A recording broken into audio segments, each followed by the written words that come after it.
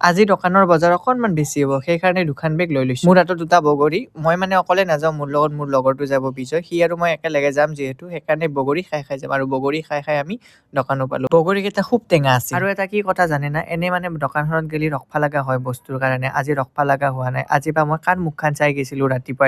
তাৰ পাছত আমি হিচাপ চিচাপ কৰিলোঁ, কৰি কেনে দুখন বেগ হৈছিল, এখন বেগ সি লৈছে, এখন বেগ মই লৈছোঁ। মোক অকণমান সহায় কৰিবৰ কাৰণে সি আমাৰ ঘৰলৈকে মানে পাহাৰলৈকে আহিছে। তাৰ বোলে পাহাৰত উঠা অভ্যাস নাই, সেইকাৰণে আধাতে বেগ খান দি গুচি গ'ল। ময়ো দুখন বেগ লৈ ঘৰত আহিলোঁ। গধূলি আকৌ ফেঞ্চি বজাৰ গেলোঁ, তাৰ লগতে নতুনকে এখন মাৰ্কেট খুলছি জেল ৰোডত, সৰোজনী মাৰ্কেট। তাতে বোলে কম ৰেটতে বস্তুবিলাক পায়। মাৰ্কেটটোত সোমোৱাৰ লগে লগে মোৰ প্ৰথমতে চকুত এইখিনি পৰছি, মানে পিঠা বনোৱা বস্তু। তাৰ পাছত মোৰ চকুত পৰিল ডাঙৰ ডাঙৰ আইনা। এইবিলাক বস্তু চাইছিলো যদি একো বস্তু লোৱা নহ'ল, গুচি আহিলোঁ তাৰ পৰা। যিহেতু গণতন্ত্ৰ দিৱস আহি আছে, সেইকাৰণে বিক্ৰী কৰি আছে জাতীয় পতাকা। যিহেতু যোৱাকালি সৰস্বতী পূজা আছিল, সেইকাৰণে এতে বোলে সৰস্বতী পূজাৰ আয়োজন কৰিছিল। তাতে অকণমান ৰখি সেৱা চেৱা কৰি মাৰ আশীৰ্বাদ লৈ কেনে সিহঁতে আমাক প্ৰসাদো দিলে। প্ৰসাদ খাই ঘৰত আহিলোঁ আৰু।